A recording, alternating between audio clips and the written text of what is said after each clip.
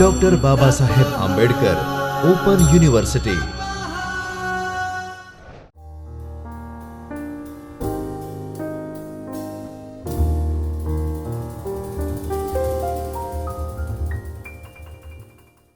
નમસ્કાર, doctor Baba Saheb Ambedkar open યુનિવર્સિટીના આ વિડિયો લેક્ચરમાં આપ સૌનું હાર્દિક સ્વાગત છે. આજે આપણે વાત કરીશું ગુજરાતી પદ્ય વિભાગની. ગુજરાતી પદ્ય વિભાગમાં આજે આપણે કાવ્ય જોઈશું નિરુદ્દેશે, જે રાજેન્દ્ર શાહ દ્વારા રચિત છે. આપણે એમાં જોઈશું કે આ કાવ્ય તમે BAમાં ભણી રહ્યા છો, એ કાવ્યના આપણે કેમ ભણવાનું, આપણે આ કાવ્યને જ્યારે જોઈશું તો એની અંદરથી આપણે શું પામવાનું, એના વિશે આજે થોડી વાત કરશું. તો એના ઉદ્દેશ્યો જોઈએ તો આ કવિતાના અભ્યાસ દ્વારા તમે ગુજરાતી સાહિત્યના અનુઆધુનિક યુગના કવિતા પ્રવાહથી પરિચિત થશો, સૌંદર્યલક્ષી કાવ્યધારાનો ખ્યાલ મેળવશો, રાજેન્દ્ર શાહની કાવ્ય રીતિને માણશો, સર્જન ઉદ્દેશ્યનો તાગ મેળવશો, પ્રસ્તુત કાવ્યનો આસ્વાદ માણશો અને અર્થસભર ચિંતનાત્મક કાવ્યનો તમે અહીં પરિચય મેળવશો.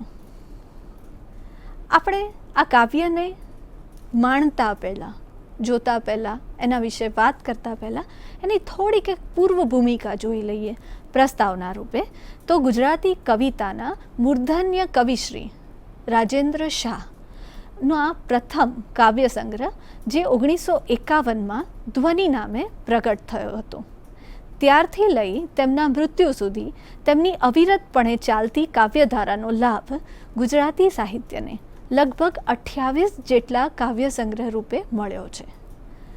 ગીત, છંદબદ્ધ કાવ્યો, સોનેટ, અછાંદસ કાવ્યો, સંવાદ કાવ્યો ઇત્યાદિ મળીને કુલ 108 કાવ્યો તેમના પ્રથમ કાવ્ય સંગ્રહ ધ્વનિમાં સંગ્રહિત થયા છે. તેમની કવિતા પ્રકૃતિ પ્રેમ, પ્રણય ભાવ, ચિંતન ઇત્યાદિ વિષયોના સંયોજનના સુંદર સુમેળ રૂપે આપણે જોઈ શકીએ છીએ. સૌંદર્યાભિમુખ કવિતાના ઉત્તુંગ શિખર આપણને રાજેન્દ્ર શાહની કવિતામાં વ્યક્ત થયેલું આપણે અનુભવી શકીએ છીએ. સ્વતંત્ર કાળ દરમિયાન કવિતાના લેખનની શરૂઆત તેમણે કરી હોવા છતાં તેમની કવિતામાં ગાંધી ઠાકોરના પ્રભાવના સ્થાને રવિન્દ્ર પ્રભાવ પ્રબળ સ્વરૂપે જોવા મળે છે. પ્રકૃતિ અને પ્રણયની સાથે કવિતામાં જીવ, જગત અને જિંદગી વિશેનું ચિંતન એક અથવા બીજી રીતે તેમની કવિતાનો વિષય બનતું રહ્યું છે. કવિની કવિતામાં આવતું આ ચિંતન એવું તો એકરૂપ થઈને કવિતામાં ઘોળાઈ ગયું હોય કે એમના પ્રભુ, પ્રેમભાવ, રહસ્યવાદ અને સાંપ્રત પરિસ્થિતિના મેળથી આખી કવિતા જાણે ઢીપી ઉઠે. નિરુદ્દેશે કાવ્યમાં રજૂ થયેલા ભાવ અને વિચારની પુનરાવૃત્તિ આપણને આ દ્વાપર્ણા સુધીના કાવ્ય સંગ્રહોમાં સતત થતી જોવા મળે છે. એકનો એક વિચાર અભિવ્યક્ત કરવાની રીત અલગ અલગ, અને આ હોવાને કારણે આપણને કવિની આ પુનરાવૃત્તિ વૃત્તિ ક્યાંય પણ ખટકતી નથી. વિષય અને લયની એકવિધતા છતાં ગીતોમાં આવતું નાવીન્ય આપણું બિલકુલ ધ્યાન ખેંચે એવું છે.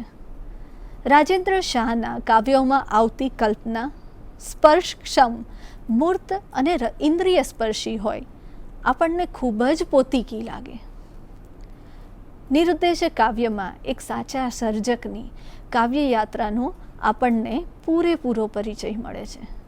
સર્જકનો ઉદ્દેશ્ય મુગ્ધ ભ્રમણ અને આનંદની પરમ અનુભૂતિની ઉપર હોઈ ન શકે, અને એમાં પણ રાજેન્દ્ર શાહની આ કવિતા તેમના આખા સર્જન વ્યાપારનો ચિતાર આપતી હોય તેમ સૌંદર્યાનુભૂતિથી આધ્યાત્મિક અનુભૂતિ તરફની બ્રહ્મ ઉર્મિ સુધીની વ્યાપ અને ઉચ્ચ શિખરને દર્શાવતી આપણને અનુભવાય છે. પ્રણય, પ્રકૃતિ અને આધ્યાત્મ ચિંતન ત્રણેય પાસાને સમાવીને ઉધ્વગામી કવિ તરીકેની ભૂમિકા અહીં કવિ સ્પષ્ટ કરે છે. રાજેન્દ્ર શાહના ધ્વનિ કાવ્ય સંગ્રહમાંથી લીધેલ આ કવિતા આત્મવિલોપન અને આત્મ સાક્ષાત્કારના અર્થ સાથે સાંસારિક સહઅસ્તિત્વનો અનેરો સંગમ કરે છે. હવે તમે તમારી સ્ક્રીન ઉપર કવિતાની પંક્તિઓ જોઈ શકો છો. એમાં કવિતાનું પઠન કરું તો કવિતાનું નામ છે નિરુદ્દેશે. નિરુદ્દેશે સંસારે મુજ મુગ્ધ ભ્રમણ, પાશું મલિન વેશે. ક્યારેક મને આલિંગે છે કુસુમ કેરી ગંધ, ક્યારેક મને સાદ કરે છે કોકિલ મધુર કંઠ. નૈણ તો ગેલા થાય નિહાળી, નિખિલ ના સહુરંગ. મન મારું લઈ જાય ત્યાં જાઉં, પ્રેમને સન્નિવેશે. આગળની પંક્તિ જોઈએ તો પંથ નહીં કોઈ લીધ ભરૂડક, ત્યાં જ રચું મુજ કેડી. તેજ છાયા તણે લોક પ્રસન્ન, વીણા પર પૂર્વી છેડી. એક આનંદના સાગર જલ, જાય સરી મુજ બેડી. હું જ રહું વિલસી સહુસંગને, હું જ રહું અવશેષે. આ પંક્તિઓ, આ કાવ્ય એ તમે જોયું. હવે એ કાવ્યનો આપણે પરિચય મેળવવાનો છે. તો એ કાવ્યનો પરિચય મેળવતી વખતે આપણે તેનો એક સારાંશ જોઈએ. એ પદ્યનો આપણે ગદ્યમાં સારાંશ જોઈએ. કવિ જ્યારે કવિતા રચતો હોય ત્યારે સૌથી પહેલો પૂછાતો પ્રશ્ન હોય કે કવિ કલાકારની પ્રવૃત્તિનો ઉદ્દેશ્ય શું હોઈ શકે, આ રચના શા માટે. એનો એક જ શબ્દમાં આ કવિ પોતાની કાવ્યમય શૈલીમાં નિરુદ્દેશે એમ કહી જવાબ આપી દે છે. નિરુદ્દેશે કોઈ જ એનો એમ જોવા જઈએ તો આપણે કહી શકીએ કે કોઈ ઉદ્દેશ્ય નથી. હું અહીંયા ફરવા જાઉં છું, આપણે ઘણીવાર કહેતા હોઈએ છીએ હું અહીંયા ફરવા જાઉં છું, પણ કોઈ રીઝન વગર, કોઈ કારણ વગર જાઉં છું. તો એ જે નિરુદ્દેશ્ય ભાવ છે એ અહીં કવિતામાં વ્યક્ત થયો છે. કવિની આ પ્રવૃત્તિને નિરુદ્દેશ્ય જ છે. આખા સંસાર જગતમાં નિરુદ્દેશ્ય જ ભ્રમણ પણ કરે છે. તેની સાથે સાથે કવિ બીજી ત્રીજી પંક્તિમાં પાશું મલિન વેશે, ક્યારેક મને આલિંગે છે એમ કરીને નિરુદ્દેશ્ય કેમ તેનો વિસ્તારથી જવાબ આપવો અહીં શરૂ કરે છે. તેમાં આ સંસારમાં એટલે કે ધરતીના બનીને મુગ્ધતાથી આ આખા સંસારનું ભ્રમણ કરે છે. કવિ બાહ્ય જગતને પ્રકૃતિના પ્રતીકો વડે કવિતા વ્યક્ત કરી જુદા જુદા ભાવો પ્રગટાવે છે. અને એટલા જ માટે તો કવિ પછીની પંક્તિમાં કહે છે કુસુમ કેરી ગંધ, ક્યારેક મને સાદ કરે છે કોકિલ મધુર કંઠ. નૈણ તો ગેલા થાય નિહાળી, નિખિલ ના સહુરંગ. પ્રકૃતિનો પ્રભાવ પોતાના જીવનમાં અને પોતાની કાવ્ય રચનામાં કેવો ઝીલાયો છે તે આ પંક્તિઓ દ્વારા પ્રગટ થાય છે. આ સંસારના આંતરબાહ્ય જગત સાથેનો ઇન્દ્રિયો દ્વારા જે સંબંધ સધાતો હોય છે એ કવિ કેવા કેવા સ્વરૂપે આકર્ષે છે તે અહીં જોઈ શકાય છે. ક્યારેક પુષ્પના સુગંધ, ક્યારેક કોયલનો અવાજ, તો ક્યારેક સંસારના સઘળા રંગ આકર્ષણનું કેન્દ્ર બને છે. આમ પંથ જ્યાં જ્યાં લઈ જાય ત્યાં ત્યાં આસપાસની સૃષ્ટિના તત્વો સાથે પ્રેમભર્યો સંવાદ રચાતો રહે છે. અને એટલા જ માટે કવિ કહે છે મન મારું લઈ જાય ત્યાં જાઉં, પ્રેમને સન્નિવેશે. અહીં કવિ પ્રેમના સન્નિવેશમાં ઓતપ્રોત ઓળઘોળ થઈ જાય છે. કવિ તો કોઈ પંથ લીધા વિના પૃથ્વી ઉપર બસ ડગલા માંડ્યા જાય છે અને પોતાનો રસ્તો કે કેડી આપોઆપ રચાતી જાય છે. અહીં કવિને કોઈ વાડ કે વલગાડ નથી કે ચોક્કસ વાદ કે વિવાદ પણ પડતા નથી.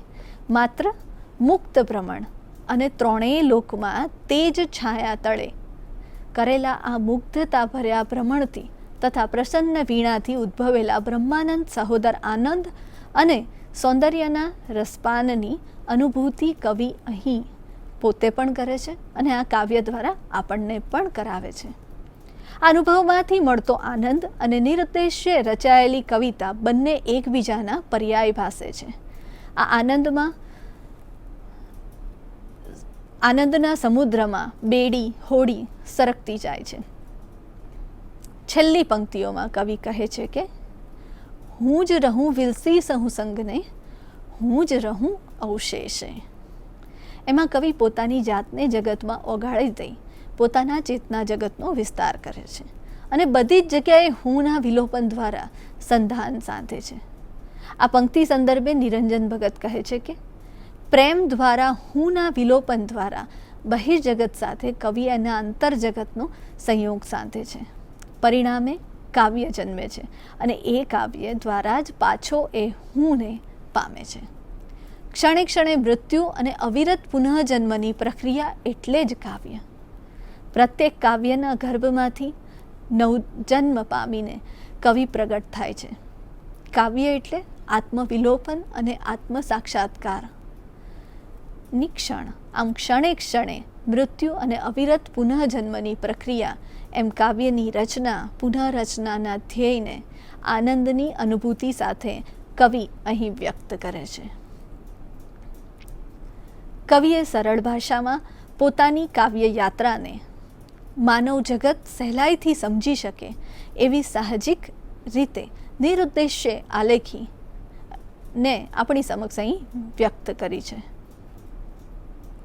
પ્રથમ પંક્તિમાં જ ફક્ત નિરુદ્દેશ્ય એવું કહીને આખી કવિતાના સૌંદર્યની કલા પ્રવૃત્તિનું હાર્દ તેમણે અહીં આપી દીધું છે. કવિ આખી સૃષ્ટિમાં કોઈ પણ પ્રકારના ઉદ્દેશ્ય વિના મુગ્ધતાભર્યું ભ્રમણ કરે છે. આ સૃષ્ટિનું પ્રકૃતિ સૌંદર્ય અને માનવીમાં રહેલો પ્રેમ ભયમુક્ત રીતે તેમને કેવી રીતે આકર્ષે છે એની વાત કરે છે. અહીં પ્રેમ દ્વારા કવિ એકત્વ સિદ્ધ કરે છે. નિરુદ્દેશ્ય ભ્રમણ કરતાં કરતાં જે કેડી કે રસ્તા ઉપર જવાય ત્યાં જઈને મળતા નિજી આનંદ દ્વારા મુક્તતાનો અનુભવ કરે છે. આ આનંદ અંતે કવિ આંતરજગત અને બાહ્ય જગત વચ્ચેના એકરૂપતા એકાકાર કે તાદામ્ય એકત્વને હું દ્વારા સાધી આધ્યાત્મિકતાની અનુભૂતિની પરાકાષ્ઠા અહીં નિરૂપે છે. કવિએ આ સંસારના સત્યને ખૂબ જ સરળ શબ્દોમાં પણ કાવ્યાત્મક લયમાં ઢાળી આકર્ષક બનાવી છે અને છેલ્લે તો આવી દરેક કલા પ્રવૃત્તિનું ધ્યેય માત્ર આનંદનું જ હોય એ કવિતામાં ગૃહિત છે. રાજેન્દ્ર શાહના કાવ્યોમાં છંદ અને લયના મહત્ત્વના જે તત્વો છે એ અહીં આપણને જોવા મળે છે. એમના ગીતોના લયની ઇબારત તો આકર્ષક છે જ, જે વિશે ધીરુ પરીખ કહે છે કે એમના ગીતોમાં જે લય પ્રયોગો થયા છે તે ગુજરાતી ગીત કવિતાનું અવિસ્મરણીય જમા પાસું છે. લયવર્તનોના સરવાળા બાદબાકી ગુણાકાર દ્વારા એમણે ગીતને નવું રૂપ આપ્યું છે. નિરુદ્દેશ્ય જુઓ ને કે કેવો એક જ શબ્દથી કેવો ઉપાડ આપી દીધો છે, કેવો ઉપાડ કર્યો છે. આખા સંસારમાં મુગ્ધતા એટલે કે નિષ્પાપ મનથી પાશુ મલિન વેસે આદિમતાની પ્રકૃતિ સાથેની અનુભૂતિ એ સાથેનું ભ્રમણ અહીં કવિ કરે છે. અહીં આ નિષ્પાપ ભ્રમણ પછી કવિએ કુસુમની સુગંધ, કોયલનો મધુર કંઠ, ક્યારેક ક્યારેક મોહ પમાડી જાય છે. આ સઘળું મોહક જગત, તેના અનેક રંગો જોઈ કવિની આંખો ઘેલી થઈ જાય છે. આ સંદર્ભે કવિ પ્રકૃતિના વિવિધ રૂપોને ઉદાહરણ તરીકે લઈ આનંદની અનુભૂતિનું લક્ષ્ય સેવે છે. આ કુદરતના સ્વરૂપોને માણતા માણતા કવિ સાત્વિક પ્રેમના સાનિધ્યને શોધવાનો પ્રયાસ કરી મનના દોરાતા જાય છે. આ પ્રેમના સાનિધ્યને મેળવવાની ઝંખનામાં કવિ આગળ ડગમાંતા જાય છે, પણ કોઈ નિશ્ચિત પંથનો સહારો નહીં, પણ પોતાની જ નાની અમથી કેડી રચવાની ખેવના અહીં નીચેના પંક્તિમાં વ્યક્ત થઈ છે. એ પંક્તિ જોઈએ તો પંથ નહીં કોઈ લીધ ભરૂડક, ત્યાં જ રચું મુજ કેડી. ત્યારબાદની પંક્તિમાં કવિ ઇન્દ્રિય સંવેદ્ય સાથે જોડાયેલા આંતરિક આનંદનો મહિમા કરતા જણાય છે. તેજ છાયા તણે લોક પ્રસન્ન, વીણા પર પૂર્વી છેડી. એક આનંદના સાગર જલને જાય સરી મુજ બેડી.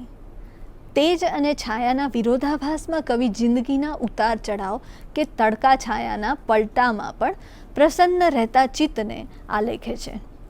સાથે પ્રસન્નતાને પ્રદર્શિત કરવા વીણાના સૂર છેડે છે. સંસારની દરેક પરિસ્થિતિને સ્વીકારી આનંદમાં રહેતા સંસાર સાગરની લહેરો પર કવિ પોતાની હોડી એટલે કે નાવડી ખૂબ જ સહજતાથી સરળતાથી સરકતી જતી હોય તેમ અનુભવે છે.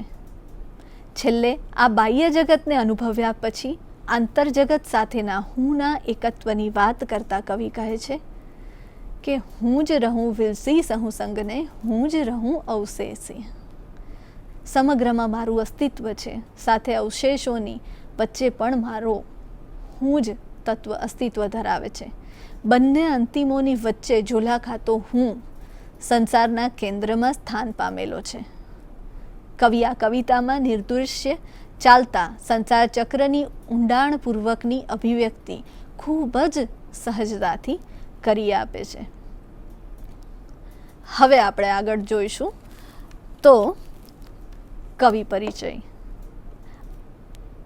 અત્યાર સુધી આપણે જે જોયું એ જે નિર્દેશ્ય કાવ્ય છે એ કાવ્યનો એક સઘન અધ્યયન કર્યું. આખા કાવ્યને પૂરું છણાવટ કરી અને એના એક એક મર્મને એની અંદર છુપાયેલા એમની કવિતાઓમાં લય દ્વારા છંદ દ્વારા જે પણ કંઈક મર્મ છુપાયેલો છે, જે જિંદગીનું કંઈક મર્મ આપણને કવિ આ દ્વારા સમજાવવા માંગે છે, એને ઉકેલવાનો આપણે પ્રયત્ન કર્યો છે. હવે કવિ વિશે થોડું જાણીએ તો રાજેન્દ્ર કેશવલાલ શાહનો જન્મ તેમના વતન કપડવંજમાં 28 તારીખના રોજ 1913ના રોજ થયો હતો. પિતા કેશવલાલ અને માતાનું નામ લલિતાબેન હતું. પ્રાથમિક માધ્યમિક શિક્ષણ કપડવંજમાં 1930માં અસરકારની લડતમાં ઝંપલાવી પરીક્ષા ન આપી એમ એમનું પ્રાથમિક શિક્ષણ તો લીધું પણ આગળનું શિક્ષણ થોડુંક અવરોધાયું. 1932માં મેટ્રિક થઈ મુંબઈની વિલ્સન કોલેજમાં દાખલ થયા. 1934માં વડોદરા કોલેજમાં દાખલ થઈ 1937માં ફિલોસોફી વિષય સાથે BA થયા અને એ જ વર્ષે અમદાવાદની ગુજરાત કોલેજમાં અનુસ્નાતક ડિગ્રી માટેના અભ્યાસ શરૂ કરતા એમણે જ્યોતિ સંઘમાં નોકરીનો સ્વીકાર કરી ભણતરની સાથે વ્યવસાય જીવનનો પણ આરંભ કર્યો. પછી જ્યોતિ સંઘની નોકરી છોડી સ્વતંત્ર વ્યવસાય કરવો તેમણે ત્યાંથી જ આરંભ કરે છે. બાહ્ય જગતને પોતાની સ્વતંત્ર પ્રકૃતિનો પરિચય કરાવે છે. ત્યારબાદ 1945થી મુંબઈમાં વસવાટ કરી જંગલમાં લાકડા કાપવાનો કોન્ટ્રાક્ટ ધરાવતી કંપનીમાં પણ 5-6 વર્ષ સુધી સેવા બજાવી.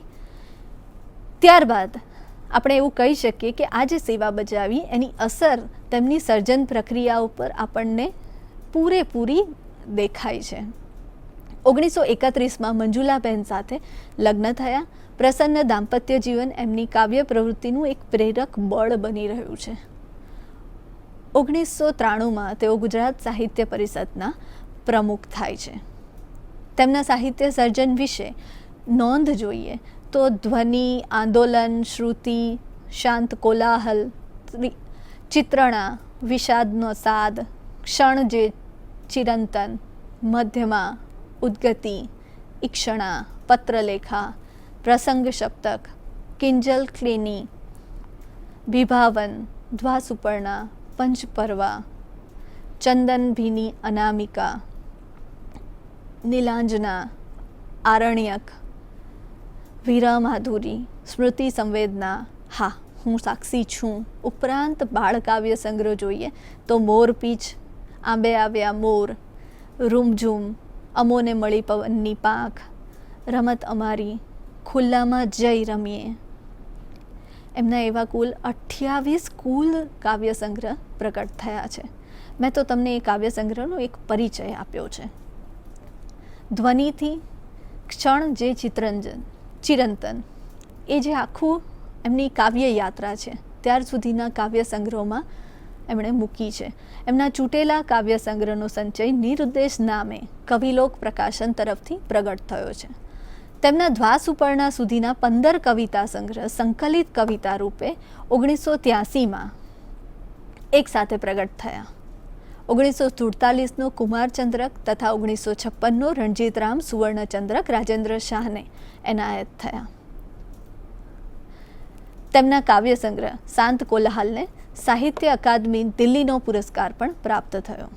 1951માં કવિનો પ્રથમ યશસ્વી કાવ્ય સંગ્રહ ધ્વનિ પ્રગટ થયો. એ પછી એમની પાસેથી સંખ્યાબંધ જે કાવ્ય સંગ્રહ પ્રાપ્ત થયા, એમની કાવ્ય રાશિ એક ઘણી વિપુલ છે અને એમની સર્જન શૈલીનો પણ આપણને આ બધા કાવ્ય સંગ્રહમાંથી પરિચય મળે છે. ઈયતા અને ગુણવત્તાની દ્રષ્ટિએ આ કવિ અનુગાંધી યુગના પ્રમુખ કવિ છે.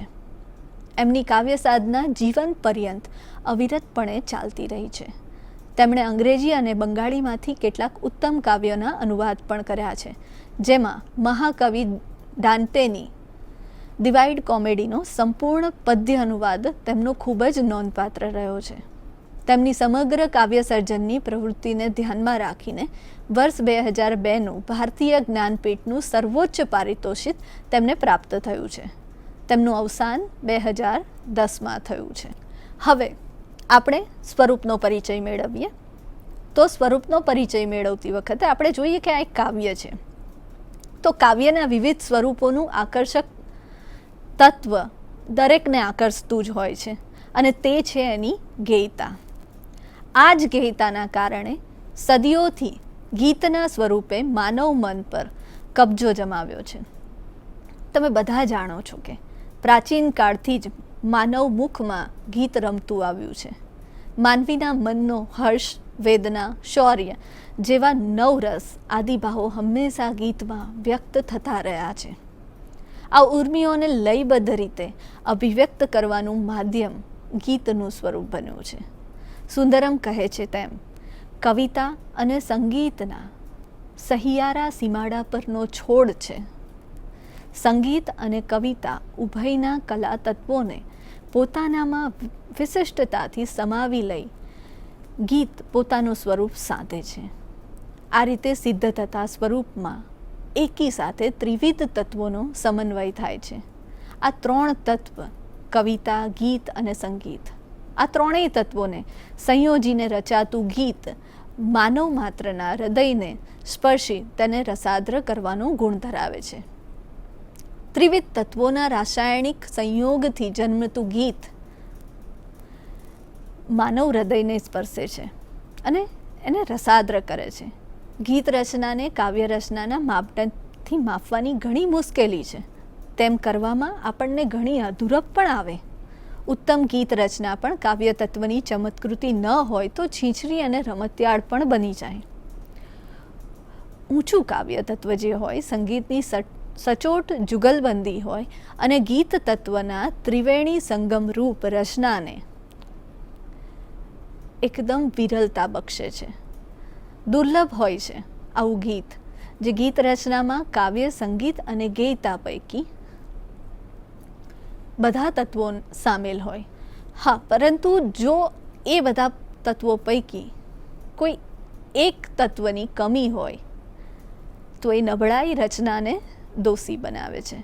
પણ તેમાંના એકની નબળાઈ, એમ કહી શકું કે આ જ નબળાઈ ગીતની રચનાને નિર્બળ પણ બનાવે છે.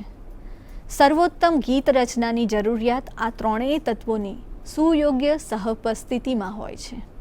આ સિવાય પણ ગીતમાં બીજા ઘટકો હોય છે, જેમાં લય અને તાલનો આપણે સમાવેશ કરી શકીએ છીએ. આપણા મધ્યકાલીન પદ, ભજન, રાસ, ગરબી તેમજ લોકગીત આદિમાં તેનો ચિતાર મળી રહે છે. એટલે કે રાગીયતા પણ ગીતના એક અનિવાર્ય તત્વ તરીકે આપણે જોવું પડે. રાગ તત્વ ગીતના સર્વે અંગોને સ્પર્શે ત્યારે જ એક ઉત્તમ કલાકૃતિનું રૂપ ધારણ કરે. ઉક્તિ, લાઘવ અને અર્થ લાઘવ ગીત રચનાના માટે એટલું જ જરૂરી તત્વ છે. તાલ અને માત્રામાં નિરૂપણ પામેલ કાવ્ય પંક્તિઓ દ્વારા શબ્દોનું રાગબદ્ધ કે લયબદ્ધ ગઠબંધન થાય છે. ગીત રચનાના દરેક ચરણમાં અંતે વિરામ આવશ્યક છે. ગીત માત્ર પઠન કરવા માટેની રચના નથી. તેને ગાવા અને સાંભળવામાં પણ સંપૂર્ણ નિસ્બત જોઈએ. તેથી જ તો જ્યારે ગીતમાં પ્રવાહિતા ભળે લયના તાંતડે જોડાય ત્યારે મધુરતાનો અનુભવ ચોક્કસ આપણને થાય છે. ગીત સર્જક પ્રત્યે પંક્તિમાં ગતિ સાધતો હોય છે. તેવી જ રીતે એક પંક્તિના અનુસંધાને પછીની પંક્તિ આવતી જતી હોય, એટલે કે દરેક પંક્તિ એકબીજા સાથે આંતરિક સંબંધથી જોડાયેલી હોય છે. પ્રાસ યોજના ગીત રચનાને ઉપકારક એવું આંતરબાહ્ય અંગોને સ્પર્શતું ઘટક તત્વ છે. પ્રાસ રચનાથી સર્જકની ભાવ જગત સાથેની જે ગીતની સાથેનો સંબંધ છે એ ગાઢ થતો જાય છે. છતાં ગીત એ સૌંદર્યાનુભૂતિ કરાવતી એક સળંગ રચના બને છે અને ભાવ ઉર્મિની પરાકાષ્ઠાને તે પહોંચતી હોય છે. ગીતની ગંગોત્રી કવિતાના ઉદ્ભવ જેટલી જ પ્રાચીન અને અવિરત છે. ગીત મનુષ્ય જાતિની સાહજિક અને મૂલ્યવાન આત્મીય સંપત્તિ છે. કાવ્યત્વ અને સંગીતત્વ અને ગીત તત્વના સંયોગથી એનો સમુચિત સ્વરદેહ અને રસગર્ભ નિર્માણ પામે છે. રવિન્દ્રનાથના ગીતોમાં આપણે ત્રણેય તત્વોને કલાત્મક સહ ઉપસ્થિતિ જોઈ શકીએ છીએ, આપણને દ્રષ્ટિગોચર થાય છે. ગુજરાતી સાહિત્યમાં પણ રાજેન્દ્ર શાહ, નિરંજન ભગત અને જયંત પાઠકના ગીતોમાં આવી કલાત્મકતાને આપણે ઓળખી શકીએ છીએ. રાજેન્દ્ર શાહના આ ગીતોમાં સહજ સ્વાભાવિક આધ્યાત્મિકતાનો રંગ ચઢેલો પણ આપણે જોઈ શકીએ છીએ. હવે આપણે થોડુંક વિશેષ અધ્યયન કરીએ તો ધ્વનિ 1951માં રાજેન્દ્ર શાહનો પ્રથમ કાવ્ય સંગ્રહ છે. પ્રસ્તુત ગીત એ સંગ્રહમાંથી લેવામાં આવ્યું છે. એ જ વર્ષે કવિનો ગીત સંગ્રહ આંદોલન પણ બહાર પડેલો. આંદોલન પછી કવિ બીજા ગીત સંગ્રહ ઉદ્ગતિ 1962માં બહાર પડે છે. તેમાંનો એક બીજા યશોદાઈ સંગ્રહ શાંત કોલાહલ પણ પ્રકટ થયેલો. આ રીતે આપણે ઘણા બધા સંગ્રહોના આગળ નામ જોયા. એ બધા અનેક કાવ્ય સંગ્રહો અને 28 કાવ્ય સંગ્રહમાંથી અનેક કાવ્યો પ્રગટ થયા છે. તેમના બધા કાવ્યોનો સંચય સંકલિત કવિતા નામે 1983માં પણ પ્રગટ થયો છે. તેમની વીણેલી કવિતાઓમાં ઓના સંકલન પણ પ્રગટ થતા રહ્યા છે. એ બધાનો અભ્યાસ તમારે આ એક કવિતાના ઉપલક્ષે કરવો જોઈએ. રાજેન્દ્ર શાહ વિશે ધીરુ પરીખ એક પ્રસ્તાવ પુસ્તકમાં લખે છે કે જેમાં તેમની કવિતાનું મૂલ્યાંકન કરવામાં આવ્યું છે. પ્રસાદ બ્રહ્મભટ્ટનો મહાનિબંધ, જે રાજેન્દ્ર નિરંજન યુગની કવિતા 1982માં પણ પ્રગટ થયો છે, એના અભ્યાસથી પણ રાજેન્દ્ર શાહની કવિતાને માણવામાં, આસ્વાદમાં, મૂલવવામાં આપણને મદદ મળી શકે. આ બધા સંગ્રહોની વાત મિત્રો તમને એટલે કરવામાં આવે છે કે આ કવિતાના આધારે આ કવિતા એક માત્ર રાજેન્દ્ર શાહ અને એ સમયના કવિ અને કવિતાનું એક બારણું ઉઘાડવાનું એક ઉદ્દેશ્ય માત્ર છે. આ કવિતા તો તમે એકદમ ગૂઢ ગહન અભ્યાસ કરશો જ, પણ એ સંદર્ભે તમે યુગને પામો, એ કવિતાને ખોલવાનો, આના સંદર્ભે બીજી કવિતાને ખોલવાનો પ્રયત્ન કરો. એટલે પણ આ બધો અભ્યાસ કરવો તમારા માટે ઘણો જરૂરી છે. હવે આપણે જોઈશું કે જે ગાંધી ઠાકોર પ્રભાવ છે, જે વિભાવ, એ વખતનો આખો જે માહોલ છે એને સમજવાની ટ્રાય કરીશું, એને સમજવાનો પ્રયત્ન કરીશું. ઈસવીસન 1915 પછીની ગુજરાતી કવિતામાં અન્ય સાહિત્ય સ્વરૂપોની જેમ ગાંધીજીનો પ્રબળ પ્રભાવ પડ્યો છે. સામાજિક નિસ્બત, દલિત, પીડિત અને શોષિત પ્રત્યેની સંવેદનાની સરળ અભિવ્યક્તિ મહાત્મા ગાંધીના પ્રભાવનું પરિણામ છે.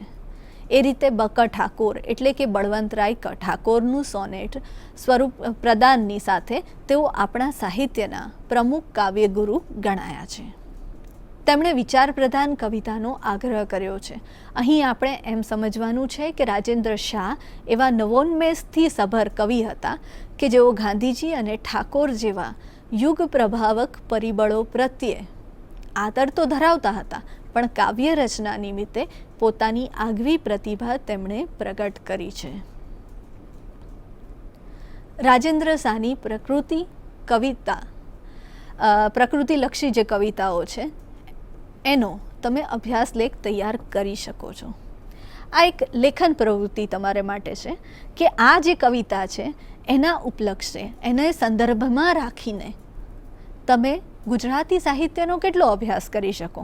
તો તમારે એમની જે પ્રકૃતિલક્ષી કવિતાઓનો છે એના વિશે એક અભ્યાસ લેખ તૈયાર કરો. ત્યારબાદ રાજેન્દ્ર શાહની કાવ્ય સંગ્રહોની જે યાદી તૈયાર કરી કાવ્યના વિવિધ સ્વરૂપોનો અભ્યાસ કરો.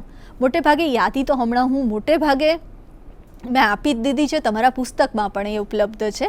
પણ એ કાવ્યોમાં કયો સ્વરૂપનો વિનિયોગ થયો છે, એ બધા કાવ્ય સંગ્રહમાં ઘણા બધા કાવ્યો છે, એમાં એ બધા કાવ્યો કયા સ્વરૂપને આધારે લખાયા છે એ સ્વરૂપનો અભ્યાસ કરી એક આલેખ તૈયાર કરો.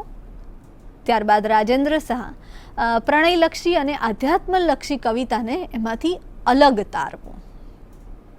જ્ઞાનપીઠ પુરસ્કૃત ગુજરાતી સર્જકોનો પરિચય પણ મેળવો. મિત્રો, તમે બધા જાણો છો ને, હમણાં મેં કીધું પણ છે એ રીતે એમને જ્ઞાનપીઠ એવોર્ડ પણ પુરસ્કાર પણ મેળવ્યો છે. તો આવા બીજા ગુજરાતી સાહિત્યમાં કેટલા સર્જકો છે કે જેમને જ્ઞાનપીઠ પુરસ્કાર મળ્યો છે, એનો પરિચય મેળવો, યાદી બનાવો. આ કર્યા પછી એક પુનરાવલોકન, એટલે કે તમને આ આખું અભ્યાસ તમે બીએના એક પેપર તરીકે એમાં એક પેપરના એક એકમ તરીકે કરી રહ્યા છો. તો એકમમાં પરીક્ષાલક્ષી જોઈએ તો પુનરાવલોકન એના માટે હોય છે કે તમે પરીક્ષાલક્ષી કેવી તૈયારી કરી શકો, આમાંથી કેવા કેવા પ્રશ્નો ઉદ્ભવી શકે.